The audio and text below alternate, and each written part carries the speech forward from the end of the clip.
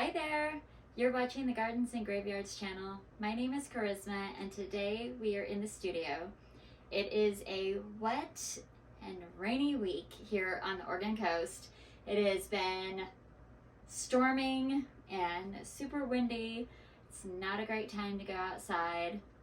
It's the middle of January. It's kind of cold. It's been like 45, so it's not freezing, but it's cold. It's uncomfortable out there. I have this moss that I purchased back in October in a 4-pack. I meant to plant it out this fall when I got home from my vacation. It's the only live plant that I picked up in our road trip to Eastern Oregon. I bought it at a Home Depot in Ontario, Oregon, and we were just there killing some time, maybe looking for some Halloween decorations or something. But yeah, it really needs to get out of these cell packs before spring. So I thought it would be fun. I could just make a little fairy garden from them. I'm actually going to do 2 fairy gardens, and they're not going to be like full-blown fairy gardens with all the cute, intricate things. The purpose of this is to save this moss.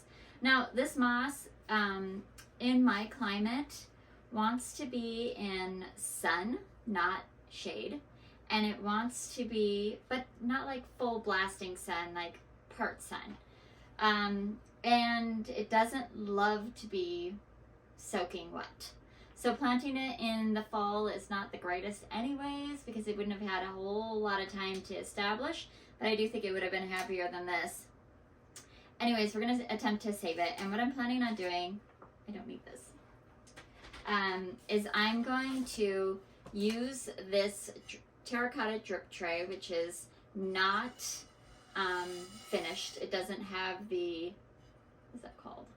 Glaze on it. If it was glazed, it would be waterproof, so no water would soak through. But this is not glazed, so water can soak through. I'll probably put it on like a plastic mat. I won't be watering this very extensively, so I'm not terribly worried about it. And then I have a couple of other cute little pots here that I don't need. And then if I have any left over, I'm gonna plant it in this little terracotta pot.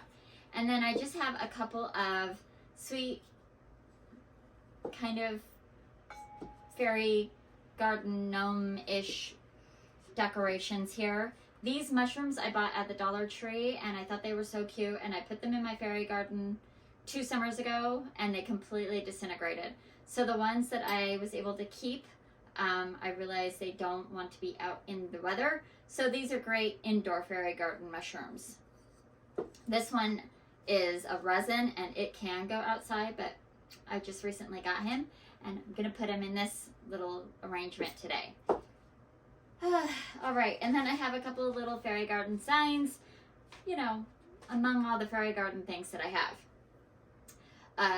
If you don't know this about me already, I have a very large fairy garden out in my garden that comes out as a summer village every year, and we'll be putting that out in like early May, usually on May Day. All right, so let's just get into this. I'm going to use this as my planter. So it's going to be a really shallow planter. It's about 1.5 inches deep. And I'm going to put a light bit of soil, just potting mix.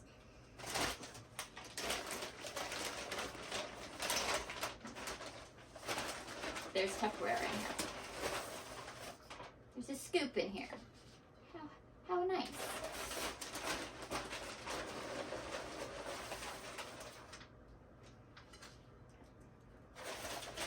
This is just all-purpose potting mix. Nothing overly special. I'm just gonna put that in here like this. And so basically the soil is just covering the bottom layer. There's a tiny bit of a lip, enough for planting up this moss. And I'm going to pre-moisten the soil just a little bit because it's pretty dry.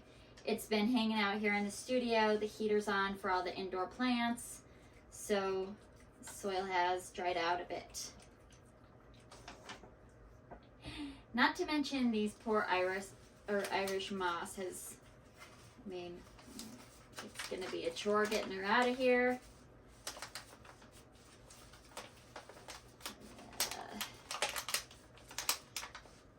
So I promised myself not to buy any live plants on vacation because, you know, we're in the car for 10 or 12 days. It's not the greatest environment for plants.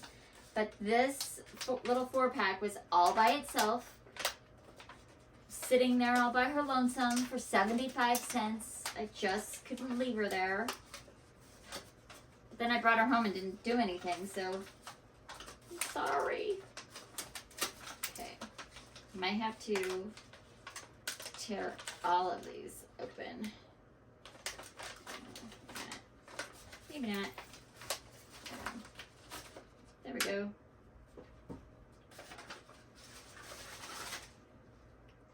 Okay, very, very root bound. All grown together. So gently pull the plant apart.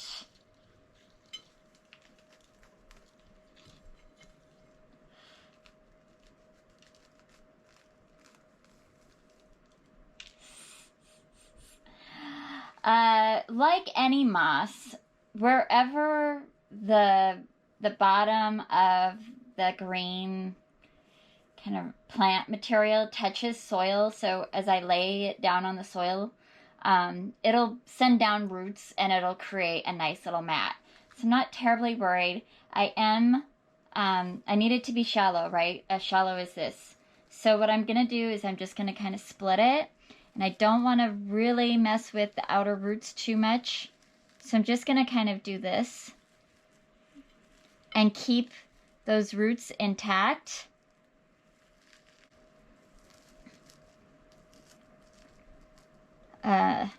Just because it's been so bound in there. And then where in other circumstances, I might drape this over the side to cover the pot. In this circumstance, I want to bring the plant into the soil so that she has a chance to root in. So I'm just going to sort of tuck the plant in here, and then I can put some soil on top. I'm going to try to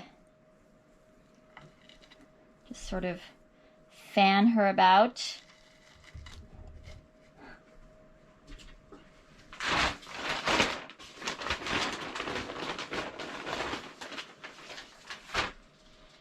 I'll layer a bit of soil right on top of her roots. Oh, I don't need that much, I don't think. Thanks. Okay. That way these little plants have space as well. Right, and I'm going to take a look and see which one is the best for this pot. Probably this one. All right, I'm going to do the same thing. I'm just going to open up the bottom, sort of splay out the roots, trying to keep as many intact as I can.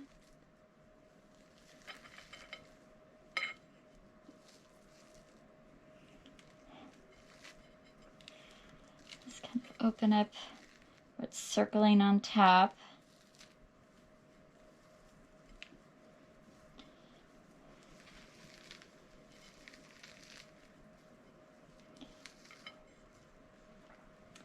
And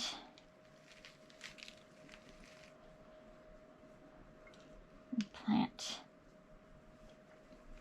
it right down in here.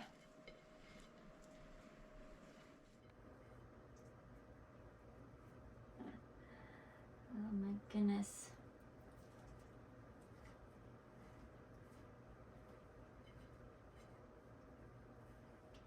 Right again. Just gonna put some soil right over the top of the roots. Okay.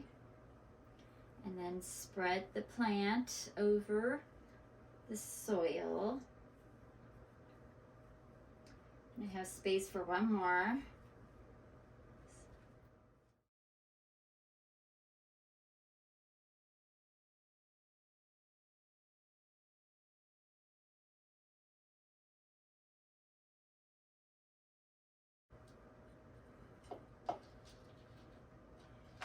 So my idea behind this is not the permanent home for this moss. This is just to hopefully encourage it to grow a little bit and stay alive until I find a permanent space for her out in the garden this spring.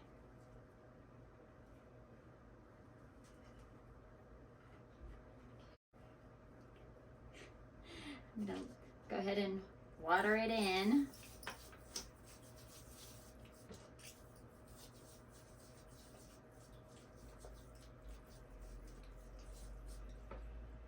I might even put a dome on this. We'll see. All right, so my idea was in the bare spots for now, I'm just gonna set a couple of mushrooms. Actually, this one's a little bit better right here, and maybe this guy. I don't know. What do you think? I have to turn it around and look at it. Well, I think that's pretty cute for a makeshift quick garden or fairy garden. I also have just a few of these little glass gems to doll it up a tiny bit that we'll just kind of put here and there as little rocks for the fairies.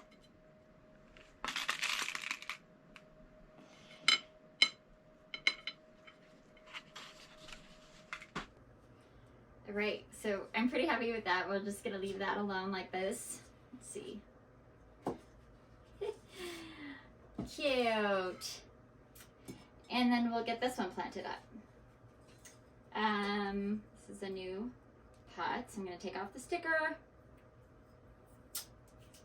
It has quite a large drain hole, so I'm going to put something on the bottom.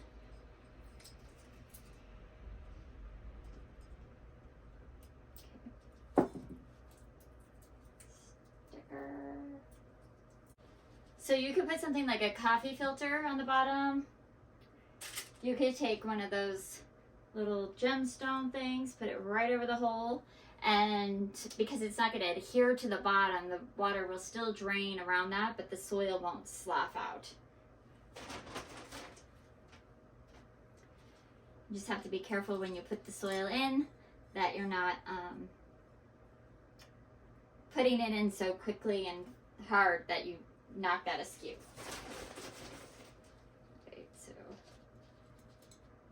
I'm gonna have plenty of space. This one I won't pull all the way apart. We'll just tease the roots on the edges here, especially at the top where it seems to be kind of like the hardest and bound around itself. So I don't have fairy gardens in my house for a couple of reasons. I have large houseplants that take up a lot of space, and I just don't have the table space for adorable arrangements like this, typically.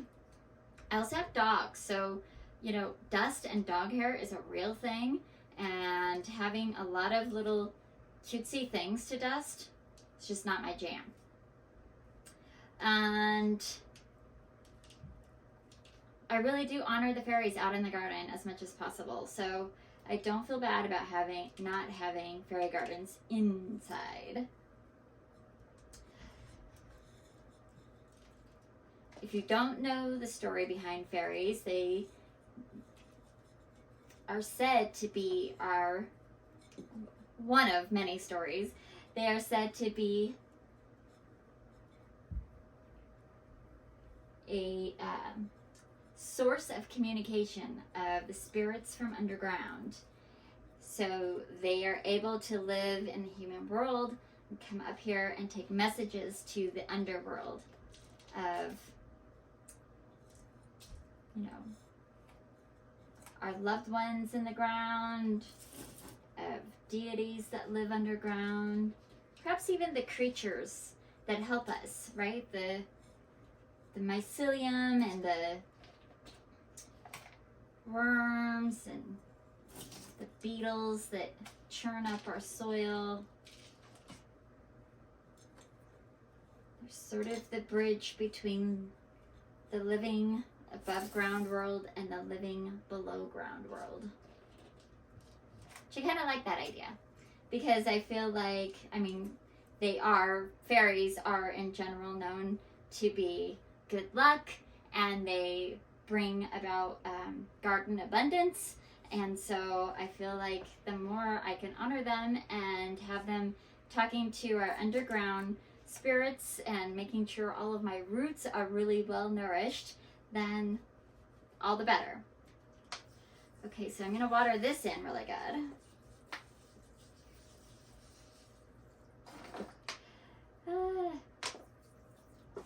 Right, this one, I don't know if we're gonna get any fairy item going. Maybe just have this little welcome sign. It's just an adorable welcome sign. Super cute. Just put it right there. Maybe. Ah! Maybe not.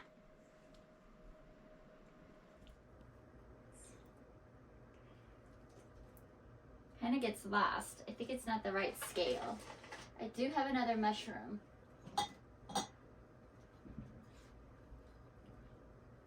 But see, if I did that, then it's going to die out in the middle. So, not ideal.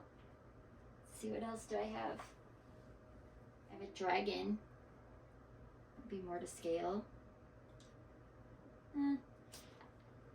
My problem is my first priority is to get this moss to grow, and I really don't want to kill out any of it by placing cutesy things on it. So what I am going to do with this, though, is I found this adorable little chair that fits a 4-inch container perfectly.